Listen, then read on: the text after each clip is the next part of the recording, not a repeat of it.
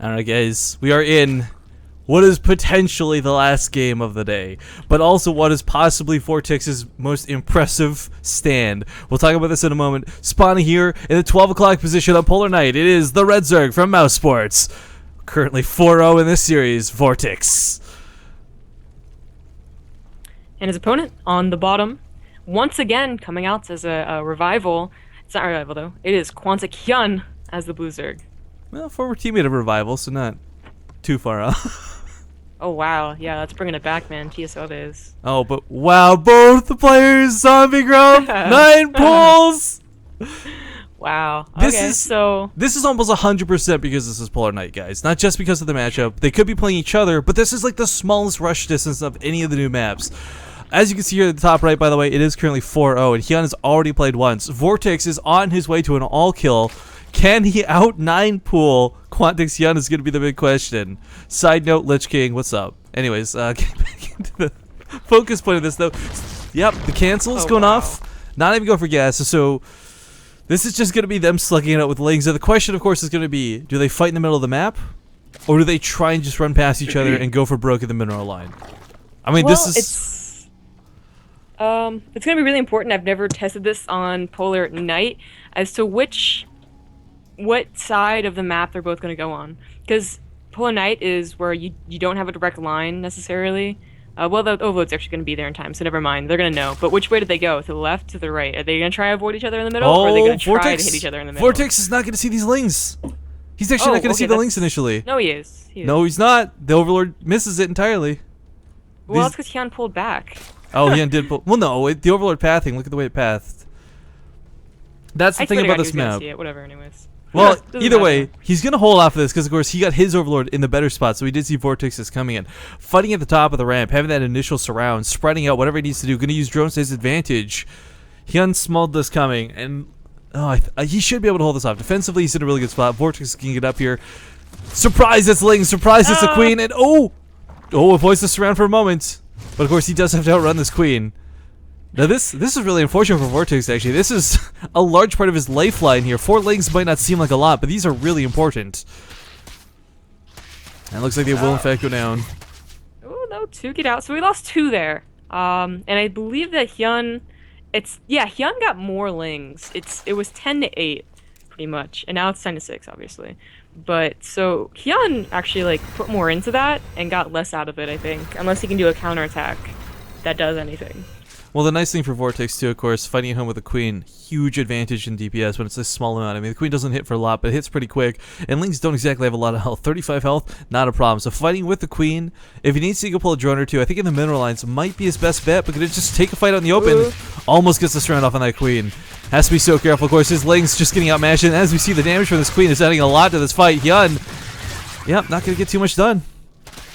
He forced out another pair of Lings from Vortix, and I guess that makes them completely equal now in terms of how much they spent. Yeah, this is such a weird game. Coming out with a couple of... Do you remember, by the way, who was that we were casting where the game came down to 0 drones? Do you remember what I'm talking about? Maybe it wasn't you I was casting. Okay, it was. Okay. I think that was Kaspersky, right? I'm trying to remember who that was, but we had like... Guys, I was thinking earlier, and I really meant it. Zombie Grub and I get the weirdest ZVZs, or like ZV anythings, really. And there was this one we had cast a little while ago where it came down to like 0 drones on the field. Like, it was pretty ridiculous. But opening with a double 9 pool, not quite as ridiculous, but still a fun opening, because this actually segues into a very awkward mid-game. Normally, you match your opponent move for move, and we see that kind of happening here with the Baneling Nest, but the big question is, who decides to drone? Sometimes making just even 4 too many drones could cost you the game if your opponent's got that many extra Banelings available. Do you see Hyun, or Vortix rather, tried to get the drone kill, that is, not cancel. Well, Central's a little ahead himself. I wanted to go back to the fact that Hyun had more drones, and it was because Vortix stopped droning. He was afraid of what might come across the map, so he saved up a lot of larva, and now he's kind of back on him at 22 to 21, not a huge difference whatsoever. But Vortix also getting the Spine Crawler. I think he's going to play defensive. Both players can still go for an all-in. They can still make 20 Lings at any point, but the Spine Crawler usually denotes, I'm not going to do that. That's going to be for defensive purposes. Well, one thing too, Vortix with that one single speedling did see the Banelings. So he might not have seen the Baneling Nest, but now he knows Banelings are available. Getting his own Banelings in, of course, as a response quite appropriately. Spinecrawler is going to try and reposition, but off creep, it's pretty darn slow. I don't know if it'll be in spot in time. Okay, well, he has to wait for the banelings. Okay, yeah. That's gonna save him pretty much. More the banelings are actually walking across the map, so they're gonna be there before the Spinecrawler roots. Oh, is it gonna matter? There's not a whole lot to hit. They're not getting past the Spinecrawler. One does, but the other two do not. I don't think a single worker died there, actually. These drones are low, of course, but it takes 2 banelings to kill them, not 1. Meanwhile, Vortix on his way to lair tech here. Cancels it, though. Ooh. Goes for roaches instead. All right. Interesting. So definitely looking to keep the pressure up here early. I mean, roaches, of course, is going to be fantastic against any sort of further baneling aggression, but look at the precision here from Vortix. 1 link for 1 link, or 1 link for 1 baneling until, of course, he accidentally runs a couple more into it. Still, though, going to chase Hyun back to his base, and while Vortix doesn't have the capabilities to run in and kill drone lines at the moment, I think this Roach Warren is going to be a big asset. Hyun, I believe, also got his own Roach Warren. Oh, no, he didn't. That was, Okay, so he's going to be staying on Lings for a while longer. He has that Spinecrawler. He might get a wall. The creep tumors are in the way, so it won't be a full wall at all. That's actually kind of unfortunate. Always placing the creep tumors down there and don't think about it until you need the wall, and then, well, crap, can't build a wall. Yeah, it's just like, darn it, son of a gun.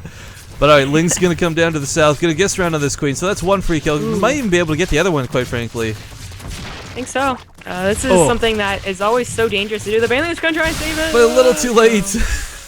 And of course, Vortix did lose an Overlord through that, but not at all worth it. 2 queens going down. That sucks, because now there's nothing injecting his natural. Hyun's going to start falling behind on injects. His main has no injects. I mean, this really sucks, and by making a lair, he still can't even make that new queen anytime soon. It's really important because Vortix is massing up an army. He wants to attack, so the lack of injects is really going to play a key part here. If Vortix was running up behind it, like, big deal. Like, it's not going to be that important, but now it's super important. Vortix, he doesn't have speed. He doesn't have any upgrades. Meanwhile, Hyun is getting speed and an upgrade. It's definitely not going to be in time, though. Some banelings also morphing, and the lack of queens and the lack of wall, again, is going to be really detrimental. I'm surprised. Well, he doesn't see it. It's like not underneath any overlords. If he saw it, I feel like he'd be killing the creep tumors and building a wall. Yeah, the banelings might even just focus on the Spinecrawler if they want to. I mean, either way, the roaches are not going to have a whole lot to oppose them. Of course, the biggest fear is getting Zerglings surrounded, but of course the banelings was on a good chunk of that out. Goes off of the queen. 4 banelings for 2. A nice hit for Vortix, and he takes down the Spinecrawler. He takes down the queen. He's going to push it. And Zombie Gum. Are we really going to see an all kill versus Hyun twice? I think we are. The Spinecrawler does finish, but it has like less than 5 Nope, health. goes down. It got like 3 hits off. Drones are pulled, but of course they can't do much. The roaches are just too much for Vortix, and canceling that layer, going for that roach one, the smartest decision he could have made. Good game is called, and a 5-0 all kill for Mouz Sports, but more importantly for Vortix. That was really nicely done by Vortix. Definitely the biggest kills were Hyun. The other contenders, you know, they tried to hold their own, but Hyun definitely being the big dog, and Vortix took him out easy peasy. I can't even believe that. So well played by, like, okay, you guys seriously don't it's not just that he got the all kill. That's pretty good. That's an accomplishment in and of itself. But the fact that he took out Hyun twice in that all kill, who cares if ZVZ is his best or his worst? Hyun is a good freaking player and the world knows it. So Vortix, congratulations for putting your team in the top 4 for the Acer Team Story Cup. Congratulations to Mouz Sports. Now, excitement aside, I'm going to see if we can get into the end half of Axiom vs. Millennium.